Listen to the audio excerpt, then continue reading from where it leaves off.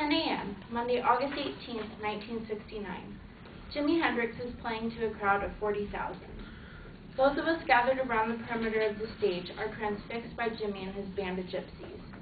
They've been up all night, maybe longer, like many of us who haven't slept more than a few hours in days. Jimi, dirt under his fingernails, still looking regal, in his white fringed leather shirt. This quote is from Woodstock by one of the creators, Michael Lang. Now, if you don't know what Woodstock was, it was 3 days in August 1969 of peace and love that brought thousands of hundreds of people together. At the time in the late 1960s, it was less conservative and more people were speaking out against the Vietnam War, especially the hippies who at Woodstock promoted peace and love, not war. Today I'm here to persuade to you that Woodstock was one of the greatest movements of American history because it brought so many people together, it had some of the greatest musicians of all time, and it can never quite be repeated the same way. First of all, Woodstock brought so many people, young and old, mostly young, together to spread peace and enjoy music. Woodstock was never intended to be as large as it was. According to History.com, it began as a minor item in a business plan to build a professional recording studio in the vicinity of Woodstock. The creators, Michael Lang and Artie Kornsfeld, only planned for it to be about 4,000 to 5,000 people, but their business partner, John Roberts, said it should be 2 days with 50,000 people each. To their surprise, it turned out to be 3 days, and on the first day, 500,000 people came. And according to the head of security who told New York Times, anybody who tries to come here is crazy. Sullivan County is a great big parking lot. So many different types of people came to Woodstock. Of course, the hippies, the bikers, and on the Woodstock documentary it showed nuns coming to the festival, and one even gave the peace sign to the camera. And there was dancing, music, people just being free. And one of the performers, Richie Havens, said it was a summer day and they were having a good time in the country. Some smoking pot, dancing to portable radios, or throwing frisbees. One of the main reasons what brought all these people together was the music. The 3 days, August 15th, 16th, and 17th, brought performers like Joe Cocker, Janis Joplin, The Who, Jimi Hendrix, Richie Havens, Creedence Clearwater Revival, Santana, The Grateful Dead, and many, many more. One memorable moment of Woodstock was on the first day where Richie Havens kicked off a great performance. He wasn't supposed to be the first person because Jimi Hendrix was late, so he was supposed to be the fifth. The creator, Michael Lang, had to plead with him to go on. Reluctantly, he went on, but had a great show. By the end of his show, he ran out of songs to sing, so he improvised by singing words like, "Freedom is what we're all talking about getting. It's what we've been looking for. I think this is it." And that's pretty much what Woodstock was all about. And another great performance was by Janis Joplin, who awed the crowd with her raspy voice and free-spirited dancing. And a rock critic, Ellen Sander, who attended Woodstock, says Janis Joplin danced with them as if they were one. They shouted back at her. They wouldn't let her off until they drained off every drop of her energy. Other performers, such as Joe Cocker with his version of With a Little Help from My Friends, danced in its electric, spazzy moves, and of course Jimi Hendrix with his version of the Star-Spangled Banner ended Woodstock. One reason why Woodstock was so great was it could never be repeated. Michael Lang tried again in 1994 on a 800-acre farm. He had veterans play like Joe Cocker and Santana, and newcomers such as Sheryl Crow, Green Day, and even the Backstreet Boys.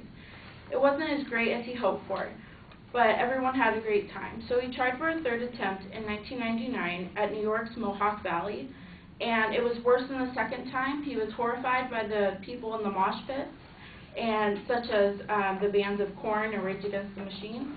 And there was a lot more violence, and there were reports of women being molested. And Michael Lang described it as an MTV spring break party rather than a music festival. And hopefully today I've persuaded to you that Woodstock was more than just a bunch of hippies getting stoned, and it was a time to come together as one. And it was one of the best times in American history because it brought so many people together. It had great musicians of rock and roll history, and it can never be repeated. And I'd like to end with a quote from John Lennon that says, "Woodstock is the biggest mass of people ever gathered together for anything other than war. Nobody had that big of an army and didn't kill someone or have some kind of violent scene, like the Romans or whatever. Even a Beatle concert was more violent than that."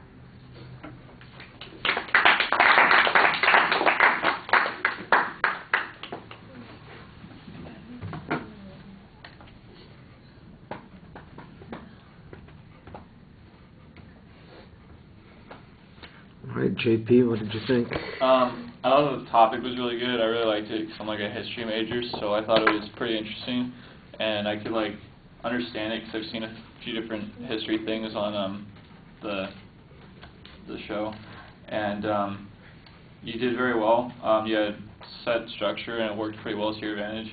The only negative thing was like you stood in one spot the whole time, and you looked down a lot. So maybe just more energetic when you're giving your speech would like go a lot farther, and then kind of put us into it. Like with the opening line, you just kind of started out. You could like use a little variation in your voice, and probably would have pulled us in a lot more. Or like switch the end quote with the beginning quote, because I think having a quote from John Lennon is a little bit more interesting than whoever quoted the first one. So, all in all, good speech.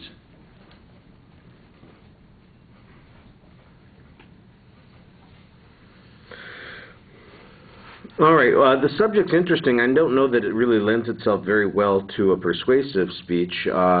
I think you do phrase it as a persuasive claim at the beginning, but there's not much explanation about what's controversial. Right at the end, I think with the John Lennon quote, for instance, you do suggest that there's something unusual and distinctive about this, and that's why we ought to be looking at it in a particular way, but that doesn't really seem to be the focus of most of your speech. Most of your speech seems to be focused on some of the events that happened and the historical context, and so it's mostly background information on the subject. I thought you did a very nice job citing your sources in the presentation and trying to get us to visualize things correctly in a particular way, and it's perfectly well organized. Like I said, I'm just not sure that I would call it much of a persuasive presentation. Again, it's another one of those speeches that I think lends itself well to the topic, especially lends itself well to an informative speech, and the lack of controversy or the lack of a particular focus on what it is you're trying to say about it, what's unique about it,